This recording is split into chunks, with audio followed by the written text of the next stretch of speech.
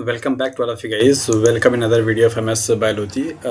आज के इस वीडियो में बात करेंगे हम लोग इस टॉपिक पे, जिस चीज़ के सर्टिफिकेट को लेकर के स्टूडेंट्स दिन रात इतनी मेहनत करते हैं। एमएससी अपेयरिंग से लेकर के एमएससी पास आउट होने तक भी उनके दिमाग में सिर्फ एक ही बात चलती रहती है कि किसी तरीके से उनका सीएसआईआर का जेआरएफ हो जाए, सीएसआईआर का नेट एलएस हो जाए। सो बेसिकली आज के इस वीडियो का पूरा फोकस होगा इस बात पे कि क्या-क्या पॉसिबिलिटीज़ हैं आपके सीएसआईआर के सर्टिफिकेट का, what are the basics importance and benefits of having CSIR net other JRF or LS certificate, right?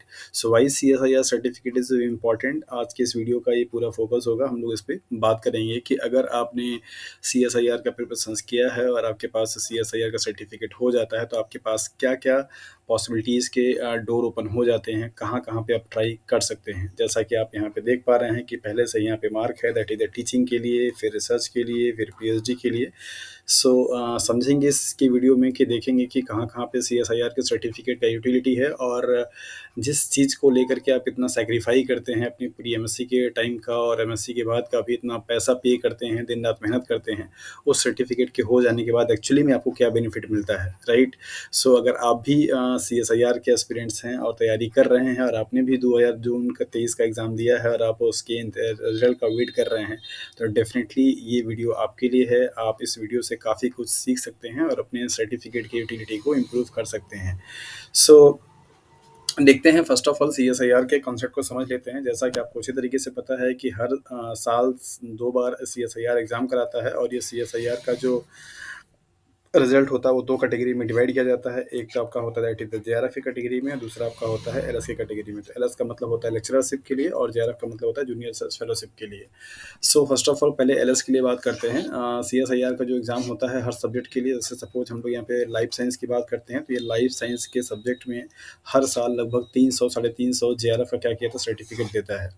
Right, LS का जो यूटिलिटी है और जेआरएफ की जो यूटिलिटी है दोनों में डिफरेंसेस हैं। सो क्या डिफरेंसेस होगा, कहाँ पे आप उसका यूटिलाइज कर पाएंगे, इसके बारे में हम लोग यहाँ पे बात करेंगे। सो एलएस बेसिकली जेआरएफ का जो रिजल्ट आता है उसमें जो लोअर रैंकर्स होते हैं, जिससे जो टॉप रैंकर्स होंगे कट ऑफ जो जाती है, इन ये टॉप स्कोरर जो होते हैं उनको जेआरएफ का सर्टिफिकेट मिलता है और इसके बाद कट ऑफ के नीचे जो भी आते हैं उनको एलएस का सर्टिफिकेट दिया जाता है। सो हर साल आपके सीएसआईआर अलग-अलग टर्म्स जो होते हैं उसमें कुछ वेरिएशंस आता है उनकी कट ऑफ के लिए, जेआरएफ का और एलएस का। तो उतना मार्क्स अगर आप स्कोर करते हैं तो आपको एलएस या जेआरएफ का सर्टिफिकेट मिल जाता है।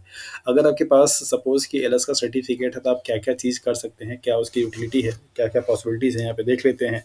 सबसे पहला, अगर आपके पास अगर एलएस का सर्टिफिकेट है किसी भी सब्जेक्ट में, like as a life science, mathematical science, chemical science, whatever. So हम लोग यहाँ पे बात लाइफ साइंस की कर रहे हैं, तो सबसे पहला काम तो ये होता है कि आप किसी भी गवर्नमेंट कॉलेज में या प्राइवेट कॉलेज में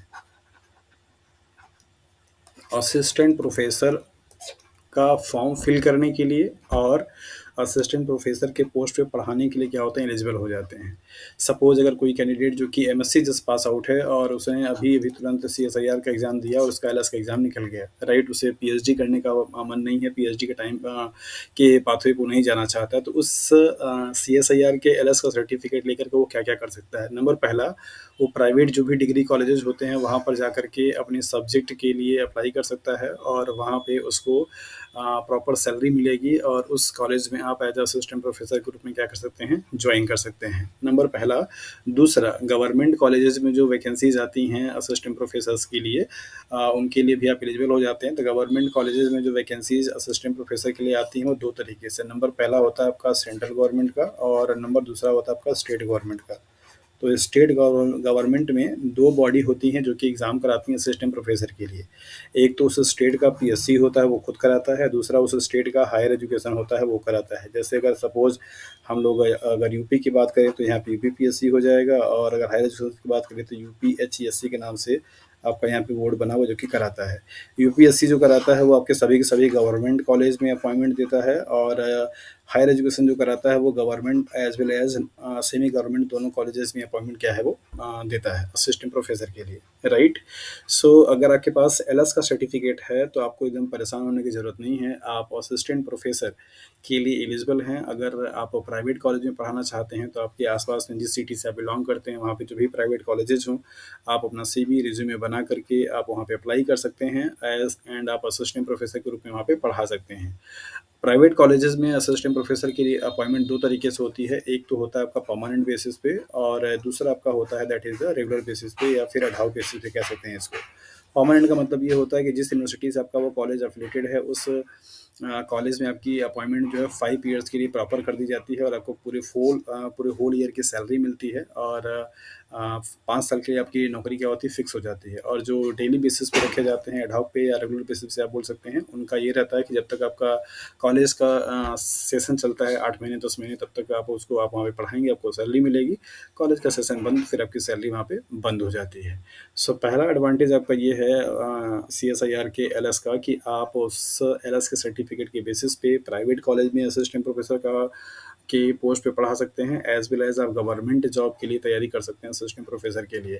तो मैंने आपको बताया कि अगर आप स्टेट गवर्नमेंट की नौकरी करना चाहते हैं तो ये 2 गवर्निंग बॉडी होती हैं जो कि एग्ज़ाम कराती हैं। एक तो उस स्टेट का पीएससी, दूसरा इस स्टेट का हायर एजुकेशन। ज़रूरी नहीं है कि सारे स्टेट्स में हायर एजुकेशन हो ही, बहुत सारे स्टेट्स ऐसे हैं जहाँ पे हायर एजुकेशन डिपार्टमेंट नहीं है, तो वहाँ एग्ज़ाम यूपी वहाँ का पीएससी ही कंडक्ट क्या है कराता है। जैसे लाइक एज अभी एमपी में आपका असिस्टेंट प्रोफेसर का पोस्ट आया हुआ है तो एमपी पीएससी उस एग्ज़ाम को कंडक्ट करा रही है असिस्टेंट प्रोफेसर के लिए। आपके पास अगर नेट का सर्टिफिकेट है तो आप वहाँ पे फॉर्म फिल कर सकते हैं और अप्लाई कर सकते हैं। और अगर आप रिटन एग्जाम क्वालिफाई कर देते हैं, इंटरव्यू क्वालिफाई हो जाता है तो आपकी नौकरी असिस्टेंट प्रोफेसर की लग जाती है, आपको पीएचडी करने की भी ज़रूरत नहीं है, फिर बाद में आप साइड से करते रहिएगा। सेंट्रल गवर्नमेंट में भी आपका वही रूल है, सेंट्रल गवर्नमेंट में तो चूँकि वहाँ पे एपीआई इंडेक्स बनता है, दैट इज़ एक एकेडमिक परफॉर्मेंस इंडेक्स, उसकी बेसिस पे होती है, वहाँ पे रिटन एग्जाम नहीं होता। सो आपके हाई स्कूल, इंटर और इन सब का परफॉर्मेंस थोड़ी अच्छी होनी चाहिए। यहाँ पे पीएचडी होने का फ़ायदा हो जाता है क्योंकि अगर आपके पास पीएचडी डिग्री है तो उस एपीआई में 30 मार्क्स जो होता है वो पीएचडी का ही जुड़ जाता है। तो सेंट्रल गवर्नमेंट में थोड़ा-सा आपके लिए प्रॉब्लम हो सकती है, बट स्टेट गवर्नमेंट के कॉलेजेस में आप आसानी से असिस्टेंट प्रोफेसर के लिए अप्लाई कर सकते हैं।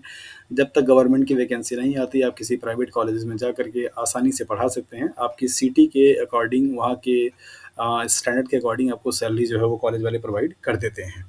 दूसरा आते हैं जेआरएफ को लेकर के, ये तो पहली पॉसिबिलिटी थी। दूसरा, अगर आप सपोज़ सर्टिफ़िकेट आपके पास एलएस का है और अगर आप रिसर्च में इंटरेस्टेड हैं तो आप किसी भी कॉलेजेस में जा कर के, यूनिवर्सिटी में जा कर के प्रोजेक्ट वर्क क्या कर सकते हैं, जॉइन कर सकते हैं प्रोजेक्ट में एज़ अ जेआरएफ।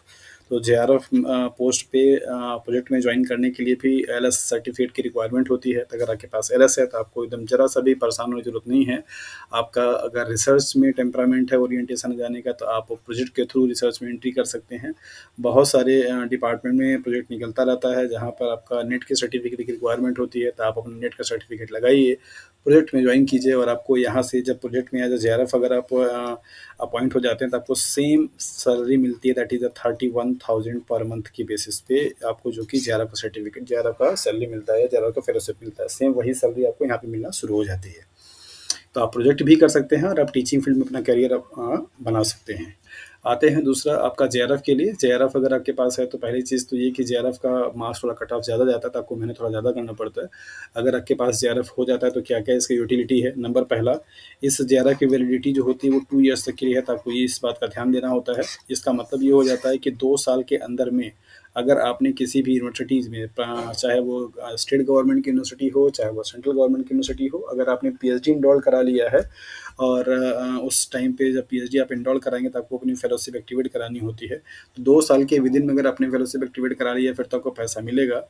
2 ईयर्स अगर आपकी जिस डेट को सर्टिफिकेट इश्यू हुआ है उसके 2 साल के बाद अगर आप कराते हैं तो फिर इसकी डेट एक्सपायर हो जाती है, कोई फेलोशिप आपको नहीं मिलता है। सो जेआरएफ का फेलोशिप जो सीएसआईआर का इस टाइम पे है वो बेसिकली 31,000 पर मंथ आपकी फेलोशिप आती है।